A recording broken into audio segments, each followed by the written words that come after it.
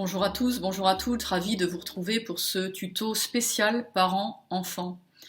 Alors dans mon métier, j'ai beaucoup de parents qui me demandent, angoissés, que faire, que dire à leurs enfants sur cette pandémie et comment les accompagner pendant le confinement. Alors je vous propose de faire un peu le constat d'un certain nombre d'aspects difficiles pour les enfants, difficiles à vivre, et puis dans un second temps, je vous proposerai une approche de base, une approche contenante de ces aspects difficiles à vivre pour mieux accompagner l'enfant.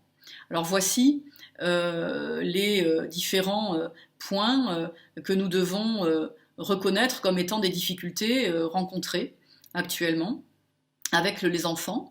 Pour eux, l'absence de vie sociale, dans un premier temps, c'est une vraie difficulté puisque les copains deviennent très importants à partir du CP notamment, et cela sera encore plus vrai pour les adolescents.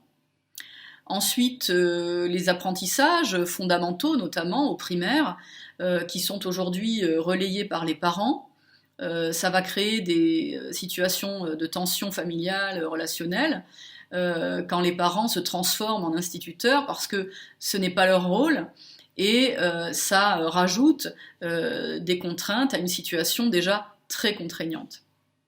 Alors, également, l'ouverture ou non des écoles à propos justement de la vie sociale, eh bien, va poser un problème, un doute quant au choix à faire ou de savoir ou pas si on va pouvoir rescolariser son enfant et dans quelles conditions.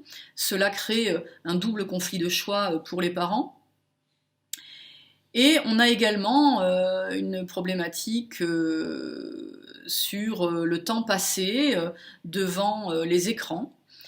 Qui est beaucoup plus long chez les ados notamment, mais chez les enfants en général, et cela est lié évidemment à la plus grande charge d'activité et à la charge mentale justement que j'aborderai plus tard.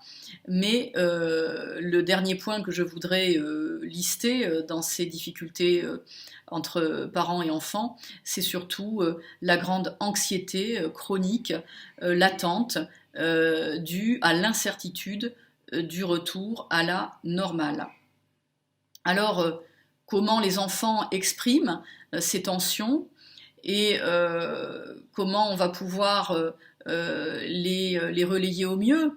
Eh bien, tout d'abord, les enfants ont tendance à exprimer par des symptômes somatiques la plupart du temps, mais on trouve bien sûr l'hyperactivité, les sautes d'humeur, évidemment le refus d'accepter nos demandes, les contraintes, et chez les adolescents le repli sur soi. J'aurai l'occasion de revenir sur ces points dans les tutos suivants, mais ici, pour l'instant, je vous suggère une première approche permettant de contenir ces aspects qui sont vecteurs de stress ou d'angoisse, à la fois côté parents et côté enfants. Alors, côté parents, le fait d'être débordé donne la sensation de ne plus savoir faire ce qu'il faut, de ne plus être efficace, et cela va entamer l'image du bon parent intérieur et d'ailleurs l'image que l'enfant a de vous. Mais heureusement, cette pandémie mondiale ne nous demande pas et ne vous demande pas d'être des parents parfaits, mais plutôt d'être des parents à l'écoute de vos propres émotions pour réceptionner celles de vos enfants. Alors en tant que psy, mais aussi en tant que parent bien sûr, l'approche que je vous suggère est de repérer votre ressenti pour communiquer avec votre enfant de manière plus authentique. La clé pour bien communiquer avec vos enfants sera la reconnexion ou la connexion à votre enfant intérieur. Tous les problèmes que j'ai abordés précédemment peuvent d'ailleurs être abordés avec l'enfant sans tabou.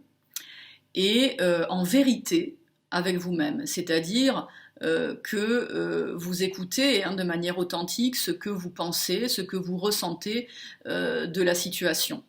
Cela sera plus rassurant pour les enfants que de dire quelque chose auquel vous ne croyez pas vous-même ou dont vous doutez.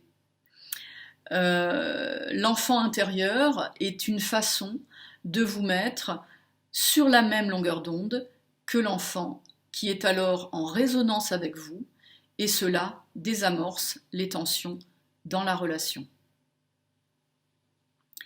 Comment peut-on faire ? Eh bien, nous allons premièrement identifier le ressenti du moment. Ici, on a vu l'incertitude ou l'inquiétude, ou, si vous le souhaitez, travailler la mauvaise image de soi en tant que mère ou père.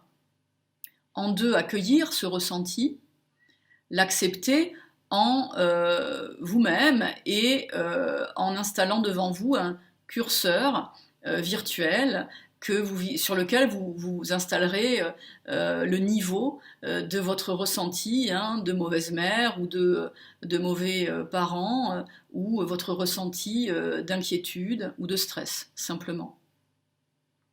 En trois, vous intégrez ce ressenti à l'expérience présente avec votre enfant afin de formuler votre intention transformatrice. Ici, je vous propose accueillir son enfant intérieur pour restaurer le bon parent dans le présent. Alors par cette réappropriation, vous maintiendrez et augmenterez la bonne communication et je vous invite évidemment à compléter cette séance par la formule uniciste de transformation que je vous propose dans le podcast qui est associé à cette séance et vous pourrez l'écouter, le réécouter pour pratiquer à votre rythme en toute liberté. Alors, je vous remercie de votre écoute et je vous dis à très bientôt pour le prochain tuto et restez bien chez vous.